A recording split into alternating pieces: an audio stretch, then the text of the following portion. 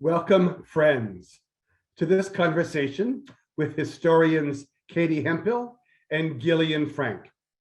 Thank you for spending a part of your evening with us. I am Mark Bowman, Executive Director of the LGBTQ Religious Archives Network, the host of tonight's program. LGBTQ RAN is a unique venture dedicated to preserving the history of LGBTQ religious movements around the world. LGBTQ RAN is a digital enterprise. We are not a physical repository that stores papers.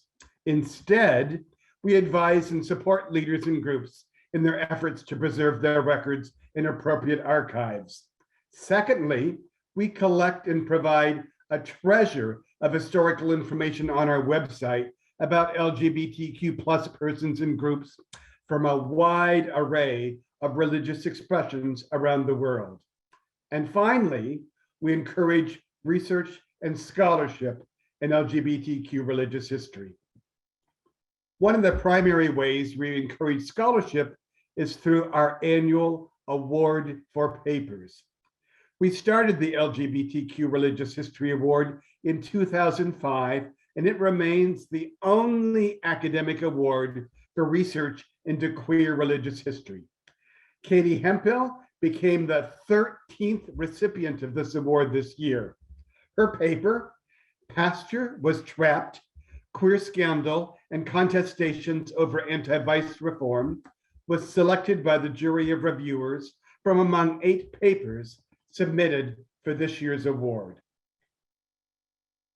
Katie Hempel is an associate professor of history and faculty affiliate of the Institute for LGBT Studies at the University of Arizona, where she teaches courses in U.S. history, manhood and masculinity, the history of crime and punishment, and historical methods.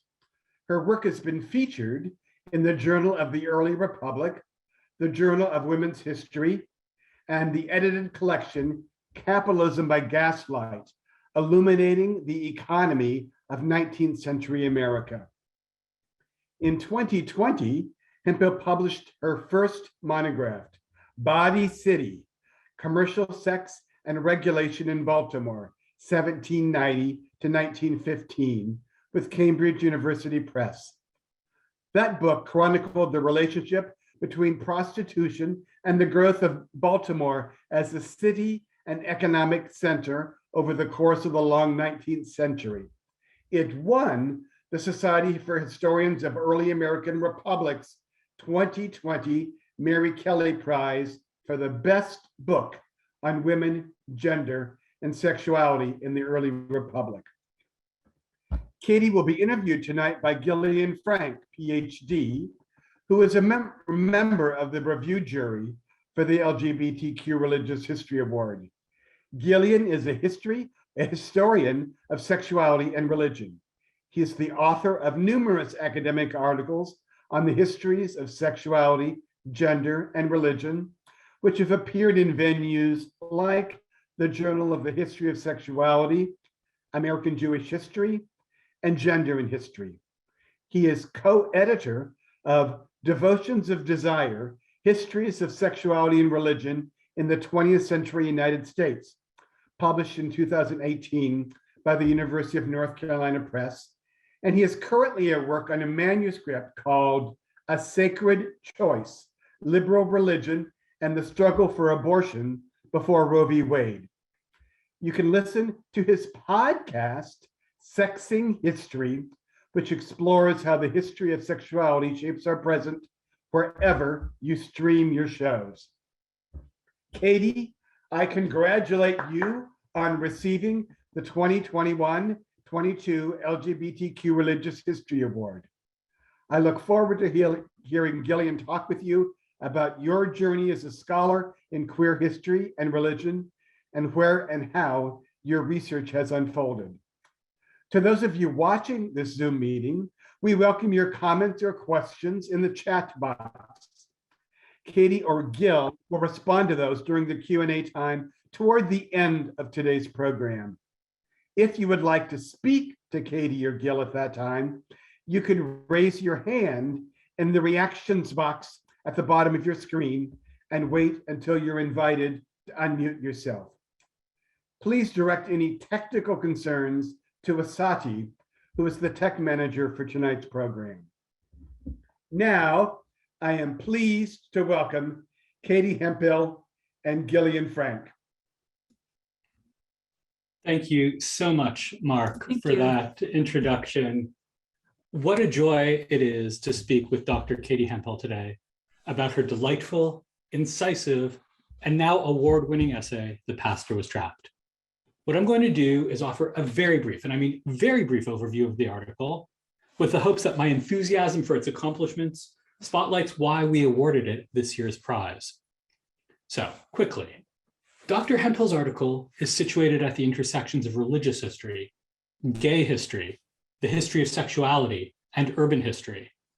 And it traces the fallout from a sex scandal that took place in November of 1915. That year, a popular Baltimore minister named Kenneth G. Murray was found to have engaged in sex with another man at the Baltimore YMCA. What happened next? Newspaper reporting, a criminal investigation, a defrocking, the minister fleeing from Baltimore, popular scrutiny of religious sexual values. All of these raised important questions for Dr. Hempel about the contested meanings and regulations of public morality, heterosexuality, same-sex sexual expression, and religion. Katie's essay is so rich with detail that comes from careful and thorough research. In it, she traces the varied cultural and institutional reactions to Reverend Murray's public exposure. Dr. Hempel explains how these reactions fit into progressive era battles over public vice. And the scandal over Murray's sexual activities was all the more salacious, we learn, because of Murray's role in debates over obscenity and sex work, in debates over what counted as normal male sexual expressions, and in debates over the place of religion in shaping sexual norms. So what I want to do this evening is to pose a few questions to Dr. Hempel so that she can invite you into this moment that she has uncovered. And then we're going to think together about some of the implications of her fantastic research. So, Katie, let's start our conversation before that scandalous night at the YMCA. Maybe you can invite us into this world by telling us about the main figure in your story, Reverend Kenneth G. Murray. Yeah, thank you so much for that introduction, Gil, and thank you to Mark, and I'm just really honored to be here. So I really appreciate the invitation, and I'm really honored to receive the award. So thanks to everybody for coming out tonight as well.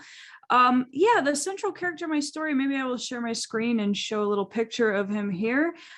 His name is Kenneth G. Murray, and he was a Methodist minister in Baltimore. He was from a small town in Maryland, Western Maryland. He traveled for a while as a kind of circuit preacher in Western Maryland, and he got married in 1899, had a daughter a few years after that, and settled into a more permanent post in Baltimore, where he eventually became the pastor of that city's Fayette Street Methodist Episcopal Church. And it was in that capacity that he sort of became involved in anti-vice reform in Baltimore, which is how I encountered him. And it was in that capacity that he was serving at the time that this particular scandal erupted. Fantastic. So maybe for those who may not be familiar with early 19th century sexual politics, talk to us a little bit about Murray's political and religious activities, and maybe help us understand what exactly you mean when you say anti-vice reform. Yeah, happily. So when Murray moved to the Fayette Street Church in Baltimore, he was actually moving into the middle of what had for a couple of decades been the city's established vice district in West Baltimore. There were a lot of brothels and a lot of disreputable furnished room houses, which were sort of like, you know, pay by the hour motel type of functions in the city at this point. And so he moved into this district where there was a lot of prostitution and there was a lot of gambling and saloons. And he took it upon himself to clean up his particular district. And as he did so, he became involved in a national and local level movement to combat tolerated prostitution, which was a big issue in the progressive era. And it was an issue for a number of reasons. I think for him, it was an issue of Christian morality in part, right? That there was this very public culture of sex and sex outside of marriage. But in the span of his activism, he would also speak to concerns about venereal disease. There were a lot of sort of people in the early 20th century who expressed concern that prostitution spread diseases like syphilis and gonorrhea. And he also was somebody that raised a lot of sort of economic justice concerns around prostitution, because one of the reasons that this became a controversial issue was that, of course, there was a very active sort of women's suffrage movement at this point in time, an active movement to try to equalize men and women in certain ways. And prostitution was seen as something that really was a symbol of how unequal women were in the urban environment and how imperiled they were in newly industrializing cities. So he was very much right in the middle of that larger movement at the time that he was caught up in the scandal. So I want to rest on a phrase you used to help our audience understand the political battle over vice at that time. For many listeners today, they might assume that in that time period, perhaps everyone agreed that prostitution was a social evil. But you use the word tolerated prostitution. So perhaps you can explain to us just a little bit about why his moral crusade was so controversial. Yeah, I think there were a number of reasons that that was the case. And I think it's also the case that we as historians tend to know a lot more about the people who opposed tolerated prostitution than we do about the people who didn't, who I think in a city like Baltimore may, if statistics collected by the Maryland Vice Commission are accurate, have actually been the majority of sort of professional men in the city. And the reason that people advocated for tolerated or segregated vice tended to be a fewfold. For the police, it was profitable. They made money off of bribes from brothel keepers. For a lot of men in the city, tolerated vice was something they patronized. The Maryland Vice Commission, when they did a study of brothels in West Baltimore, found that on Murray Street, there were hundreds of visitors any given night to the sex establishments there. And for a lot of men, this was recreation. It was a way of gaining sexual access to women. It was part of their enjoyment of urban life. And so I think they resented to some extent that people like Murray wanted to take this away. And there are also sort of civil libertarian types who don't like government interfering in these types of matters. And finally, there are a lot of people who just think this is impractical, who say, look, people are sexual beings. People have the desires that they do. Prostitution is not going anywhere because it is a way for men to indulge in those desires. And so we need it. We need it because it protects virtuous women from men's sort of sexual impulses. And so any attempt to eradicate prostitution is not only pointless, but potentially dangerous for respectable women. So as Murray is engaging in these anti-vice campaigns, help us understand what his public image is before the scandal. Yeah, so he's very, very vocal. He starts out, as I said, as kind of a one-man crusade, and he does use that term, crusade. He talks in the language of war a lot, waging war on vice in his neighborhood. He starts out as a kind of social worker for the neighborhood. I think this is how he thinks of himself. And he thinks of himself that way in part because he has previous experience doing this in New York. He worked at a YMCA in New York in the 1890s.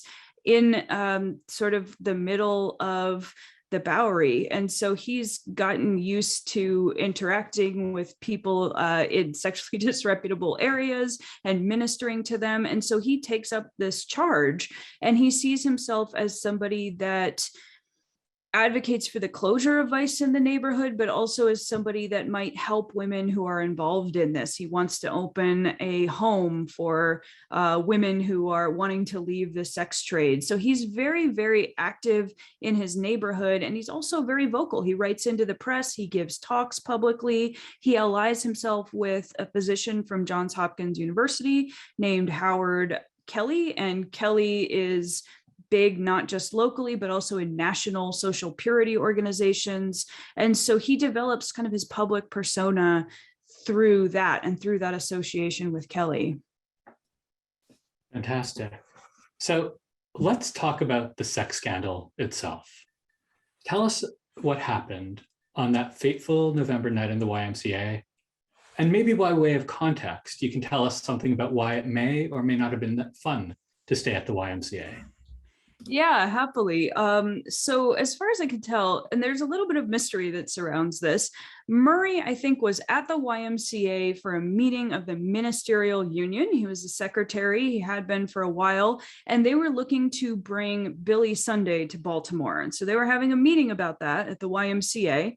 But sometime that evening, he apparently went up to the dormitories, and the YMCA at the time had low-cost housing for young men who came to the city, oftentimes professional young men who wanted housing that they knew would be safe, right? That wasn't going to be a disreputable boarding house or something like that. Good moral housing where they could be sort of protected from the evils of urban life. Well, Murray went up and visited a young man who had recently taken up residence on the YMCA's 5th floor. His name was Olin Dorsey Williams, and like Murray, he was from rural Maryland. He had just graduated high school the summer before, and so he had just turned 18, and he was living at this institution while he was working. Murray went up to his room, and allegedly what happened is that Williams, who had become aware that Murray's conduct towards men at the YMCA was obnoxious, as they put it, had set up a sting for him and had actually hidden 2 of his friends in the closet of his room at the institution.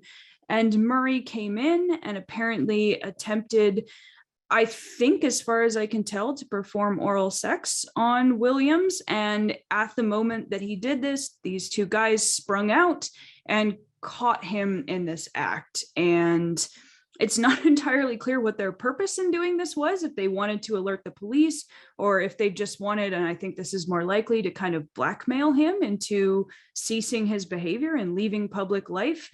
But the result was that by the next morning, Murray had disappeared from his parsonage. Allegedly, he was having stomach troubles. This was what got printed in the paper. He missed the Thanksgiving service at his church.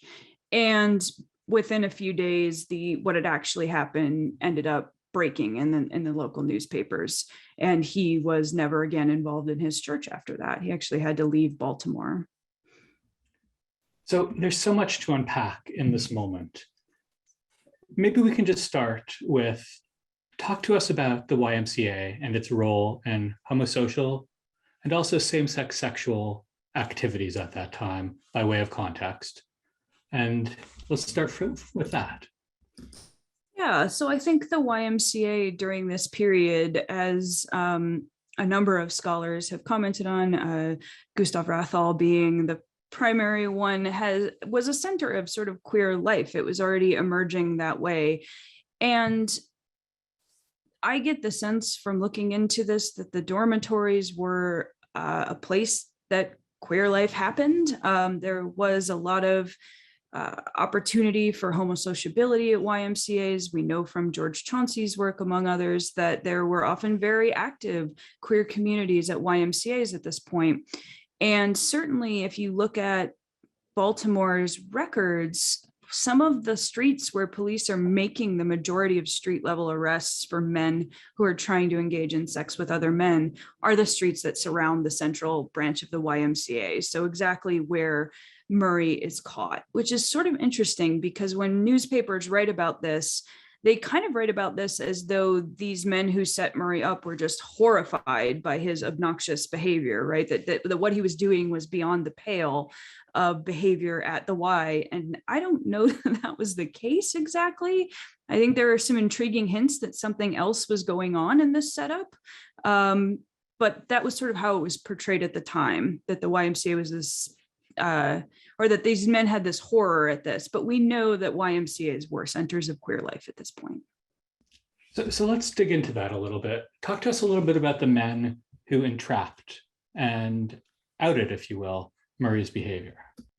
Yeah, so this is really interesting to me because if you sort of, as I said, read the newspapers, most people who write letters to the editor or the newspapers that portray them kind of say that these are good Christian men who are trying to expose a pervert, essentially. I have traced the lives of the men who exposed Murray. And while, it's not really historians' purview to make judgments about what people's sexuality is, and label our historical actors, I think it's fair to say that at least two of them led queer lives in the most capacious sense of that term. And I'm borrowing here from Claire Potter of not conforming to a married heterosexual ideal. The guy who set Murray up, the 18-year-old guy, Olin Dorsey Williams, he never married. He spent a lot of his life living with his mother and then with male boarders, and he ends up dying in an asylum, a mental institution, when he's quite young. The other person who participates in this setup is an interior designer and theater professor named Carol Sachs, who also never marries, who will go on to be a dazzle camoufleur in the Navy during World War I, and who will spend his life very much involved in arts and theater communities. And then the last one is the gym teacher, actually, at the YMCA. Marvin Markle is the physical director, and he is the only one that was married. He did marry a woman. He was married at the time. But the other two men, I think what was going on was perhaps a little more complicated than just horror at an apparent display of queerness, perhaps. These details are so rich and so fascinating. And in a moment, I want to dig into how you uncovered this rich trove. But let's follow this chronologically for a second. Sure. And talk to us about what happens next. It appears in the papers the next day. The public gets wind of this. What are the consequences? What are the meanings of a minister caught up in this kind of behavior? Yeah, well, the immediate consequences are criminal charges, actually. As soon as the police get wind of this, they scramble to track down these men who participated in this sting, and they charge Murray with assault, but they're never able to serve the warrant. He has already left town by that point. He's fled all the way west to Washington State, where his wife's sister lives, but he escapes. But for the public, I think it's this moment of reckoning about the meaning of anti-vice reform. And it's really interesting to look at the reactions to this, because the press kind of buries it. The stories are short, they're sort of towards the end of the papers, but people seize on this. It's clear that people are talking about this outside of the context of just what is appearing in newspaper articles. And people write letters to the editor, and it's this really interesting transitional moment, I think, in the meaning of homosexuality, because there's a sort of blending of language of mental illness and religious language that I think is very interesting, especially from Howard Kelly, who had been Murray's ally in anti-vice reform. He transitions very quickly to saying this was the wiles of the devil trying to discredit our movement. And then the language of illness, and Murray needs treatment, right? He needs medical treatment, and he hopes that people will sort of, understand that. And so you really see those kind of religious and secular medicalized ideas about homosexuality coming up here. And it's interesting because a lot of people actually are somewhat sympathetic to Murray, not for what he did, but because they think the setup of him was cruel. That it's worse to be cruel than to be a hypocrite in the way that Murray was, which I think is quite interesting. For some, it's worse to be a hypocrite than to be cruel. So let's talk a little bit about how the responses to Murray's sex scandal reveals how some critics are thinking about the relationship between religious politics and sexual politics. So in your essay, you lead us to H.L. Mencken in particular. Maybe you can tell us a little bit about who he was and why he's so important to interpreting Murray's story to the public. Yeah, so H.L. Mencken was a journalist in Baltimore, and he was of a rather libertarian bent. So he's one of the people that hated anti-vice reform and that was constantly sort of publicly critiquing this. And he had for years been decrying Murray in the press as a mountebank, I think he called him, as a loudmouth. He thought he was a sanctimonious jerk, basically, and said so quite often. And he had for a long time used certain kinds of sexualized and gendered language to really discredit the anti-vice reform movement, or to attempt to, including implying that sort of only a pervert would take this much interest in brothels. This is one of the things he said a lot. He would kind of imply that Murray was only interested in being a social worker in his neighborhood because he just wanted all the lurid details of what was going on. And he would also say that anybody who, for instance, when it came to censorship of art, which is something that Kelly did support, would say, only a pervert would see something perverse in nude art or something like that. And so when Murray gets exposed as somebody that is participating in extramarital sex and in queer extramarital sex, Mencken really seizes on that to say, see, I told you so, I told you so. Not just about sexual perversity, but also about this sort of gender of anti-vice reform. Anti-vice reformers tend to get characterized as sort of feminine idealists, right? Unsuited for the masculine world of politics. And when Murray is exposed as queer, I think it becomes a very powerful way to say that, right? To say that, see, this really is his own sexual weirdness that's driving his public activism, and to call into question the motives of everybody who supports getting rid of brothels. So for libertarians then, queer gossip, anti-gay or anti-queer slander becomes a tool to advance heterosexual liberty, or at least male heterosexual liberty. Yeah, I think that's a fair argument. And I think it's also powerful because one of the things I argue in the essay is that it reconciles that stereotype of anti-vice reformers as perverse with another competing one of like, y'all are prudes that lack normal sexual desire, right? So you want to take it from everybody else because you can't get a woman or you can't get a man. So you don't want anyone else to have that either. And you're just this like frigid, prudish person. Homosexuality, or the specter of it, I think reconciles those two things, right? If you're queer, then you can be perverse by the standards of the time and also lacking in that normal sex instinct, also resentful of heterosexual forms of expression. And so I think it's really politically useful to the people who hate these anti-vice reform movements, and they really seize on it quite a bit.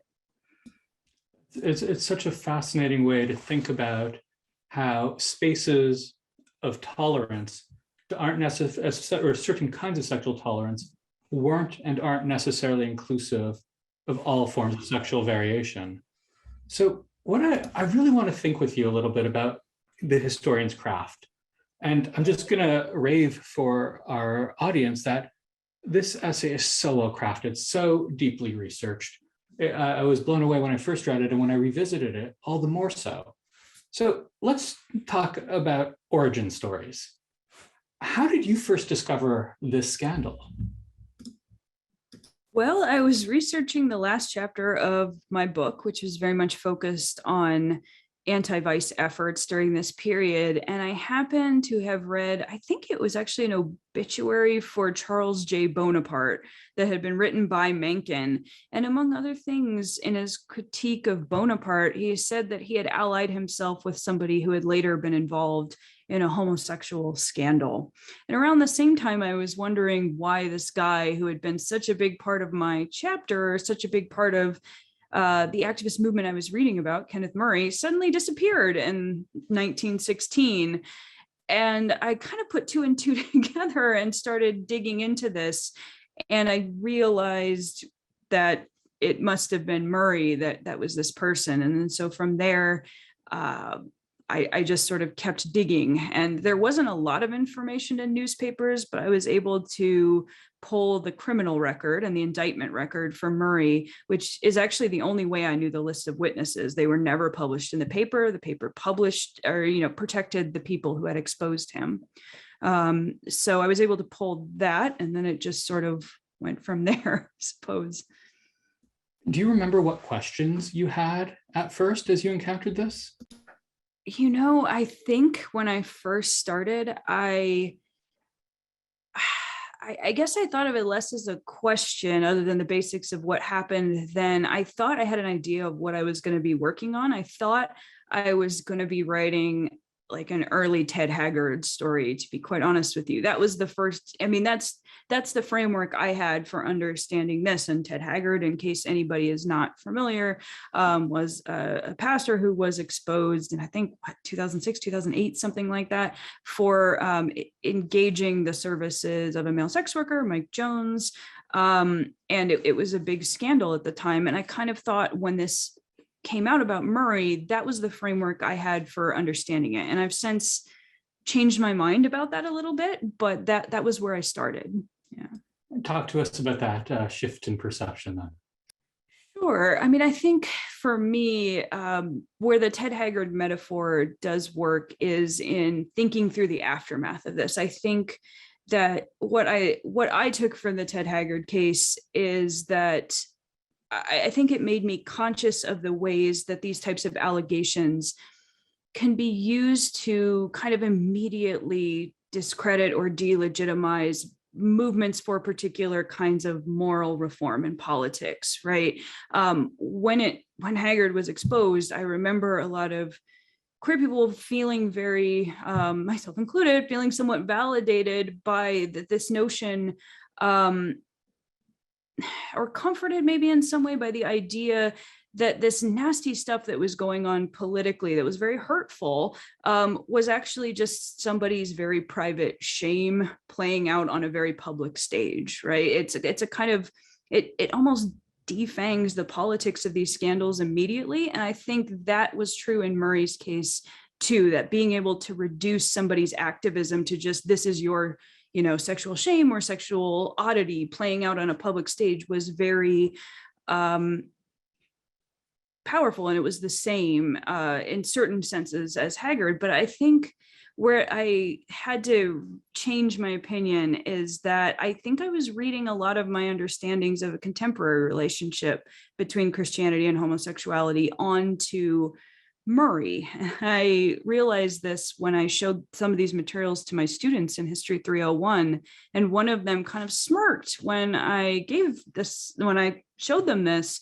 And I said, well, what's funny? And they said, well, a homophobe getting revealed as gay, what a classic story.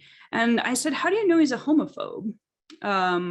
How do you know Murray is a homophobe? And I was asking myself that too, I suppose, because I think what I learned from this is that he existed in a very different world of sort of the intersections of religion and sexuality that I think was a lot more complex and a lot less explicitly homophobic than we might expect. Say a little bit more about that, because I think that there's a presentism that goes on when we think about religion and same-sex sexuality. And so talk to us a little bit about this world and the spaces of uneasy tolerance that existed. Yeah, it's in a sense, right? Murray is somebody who comes up in a Christian tradition that espouses the importance of heterosexual marriage and of containing sex within marriage. And in that sense, his actions at the YMCA are in contradiction to that, but he did not, when I look at what he's focused on and what his fellow Christians at the time are focused on, it's not homosexuality, right? It's heterosexual excess, as I think you put it in a conversation that we had. It's public sex.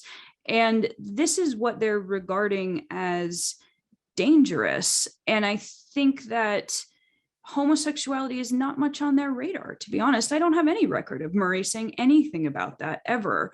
And so I think that, reading him as homophobic because he is an evangelical Christian who has fundamentalist friends is misguided at this particular point in time. And I'm drawing there from the work of people like Catherine Lofton and Heather White, whose work I was not familiar with when I came into this project, because this was such a new area for me. But I learned a lot about the necessity of historicizing that relationship.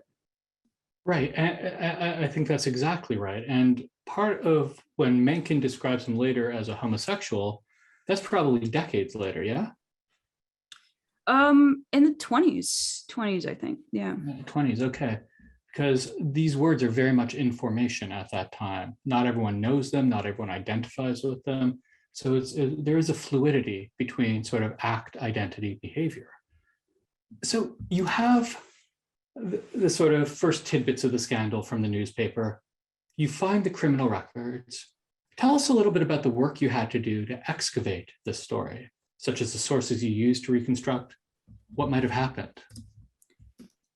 Yeah, I mean, the criminal record helped me at least with the witness lists. I looked for police files at the time, because one thing I thought was kind of interesting is that years after this, H.L. Mencken wrote in one of his articles on the police that it was actually the police that had set Murray up, that they kind of knew what he was up to and wanted to target him because they thought he was, pardon my language, but kind of a jackass, right? And this is essentially what Murray or what Mencken had said had happened. I was not able to find any proof that the police knew about this ahead of time. There's a kind of curious gap in the records, actually, that would be relevant to this case. So I don't know. But I had to sort of reconstruct it by, among other things, looking at later newspapers, which actually were a little bit more explicit in 1921, I believe, which was when his criminal case was actually dismissed, than they had been even a few years before. And one of the things they said was that he was charged under the Perverted Practices Act in Maryland. And this is not an act that existed when Murray was charged. So that was incorrect, but I took that to be a way of conveying what had actually happened, because what that act did was it criminalized oral sex. And so these are the kind of odd little ways that I sort of had to reconstruct what might have happened that night. But I think that was an interesting sort of veiled way of saying it, right? Because everybody knew what that act was about. That's so great. So when we do research as historians, we often discover so much more about our subjects than we can fit into a given publication. And what I want to do, just for a little bit remaining of our time, is color outside the lines a little bit and gossip a bit about the folks that you got to know. So let's talk about Murray after the scandal. What happens to him? What happens to his marriage? Nothing happens to his marriage, actually. He stays with his wife until her death in 1927. I think there's a kind of tendency, he disappears from Baltimore and there's this sense that his life is ruined, right? That he's ruined. And that's actually not true. He moves to Washington State, where again, his wife's sister lives. His wife's sister has a child named after him. He stays with his wife, Jeanette, for the rest of her life. He and his daughter, he sees her off until she gets married. And then he moves to San Francisco and ends up living the kind of life I think he wanted to live. He becomes a cruise ship speaker. He travels the world. He, I think, brags about going to dozens of countries. He continues to speak at YMCAs and Methodist churches for the rest of his life. And eventually he retires to St. Petersburg, Florida, becomes a very popular speaker there. And, has towards the end of his life, he lives to his 81 years old, gives a talk about how he's had a great life, and continues to identify as a Christian. He says that this is part of his worldview, that he thinks of the Bible as a tool for social justice, and that he considers himself somebody who sees the world, and that's a core part of his identity, still being Christian. But I also get the sense just from his life that he probably had many, many opportunities for same-sex interaction. And so, I think his life wasn't ruined. I will say that. Yeah. Those details are so precise and so rich. How did you find that out? Some of it was newspapers. I have to say, I actually, in one case, I knew who his housekeeper had been in Baltimore, and I actually tracked down her son, who it turned out had met Murray. And I thought that was so interesting because she would have known about this scandal. I mean, she was there when he had to flee the city. Into the 1940s, he would go visit her in Maryland. She never turned her back on him. She continued to think of him like a father figure. He listed her as his daughter in an obituary. He was so fond of her. And this man I talked to, her son had memories of meeting him and still has the stamp collection that Murray gave him. So he wasn't even cut off from the people who knew about what happened to him. And I thought that was really interesting. That's so fantastic. I'm looking at the time, and I think I have time for one more question for you. And this is actually Mark's question, so I'll ask it on his behalf, which is, talk to us about what you'll be working on next. And then once we're done with that, and take your time, of course, because I know and I think it's fascinating. But and then if you all have questions, those of you in the audience, feel free to either raise your hand using the icon, the reaction button at the bottom, or to put it in the chat, and we'll do our best to get to some of these. So please tell us what you're working on next. Yeah, so I have two projects that are both, for someone who didn't start out doing religious history, both about religion and sexuality in some way. The first one I'm working on concerns the use of the Edmunds-Tucker Act, which was an anti-polygamy act that targeted members of the LDS Church, Mormons in the 19th century. I'm looking at how that was actually used against a lot of other people who were not Mormon in the American Southwest. So I'm writing that project. And I'm also working on the case of a self-proclaimed boys minister who traveled around the US and Canada in the late 19th and early 20th century, spent 38 years traveling and casting himself as a philanthropist, and was in fact a prolific con man and pederast who was operating at the time. So those are my two projects. The latter is very much about sort of the intersections of religion, childhood, and sexuality. So that's what I'm working on at the moment. Can't wait to read those next two. Katie, thank you so much for allowing us to learn so much about your research. I see that we have one question in the chat, and I'm just going to invite you all again to either raise your hands using the reaction button or to type your question out. So Coney Marquez wrote, thanks us for the event, and asks, during the early 20th century, was homosexuality a cause to send people to mental asylums?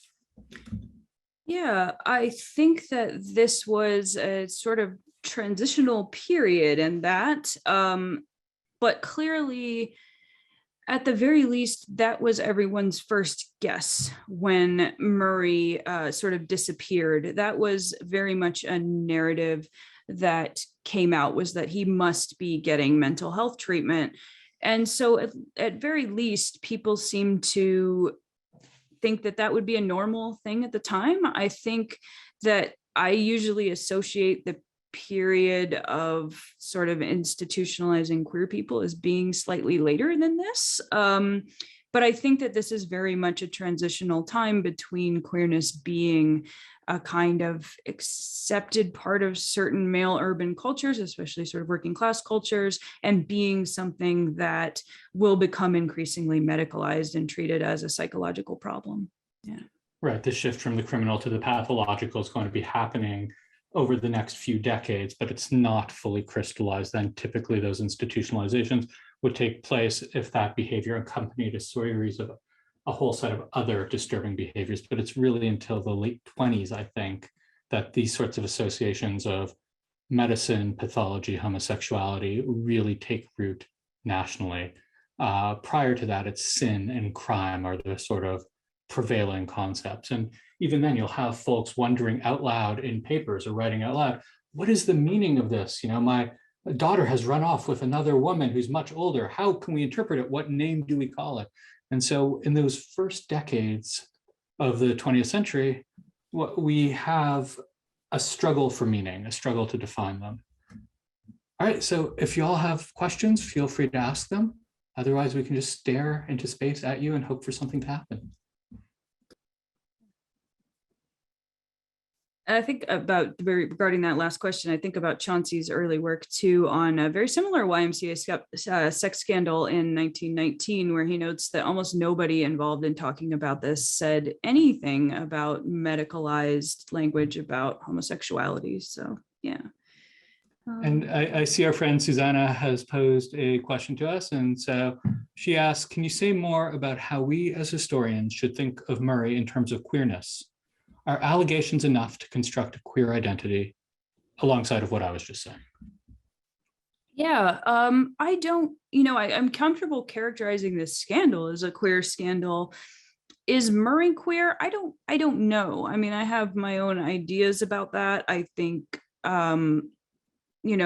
one of the things I wish I had was anything about him talking about himself in this respect, because I don't. I have, for all that he was a prominent speaker, I have not been able to find any of his papers that survive.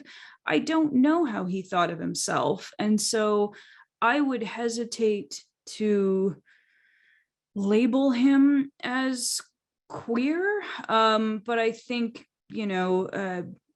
behaviorally, I feel comfortable saying it. In terms of identity, I don't. I don't know how he identified.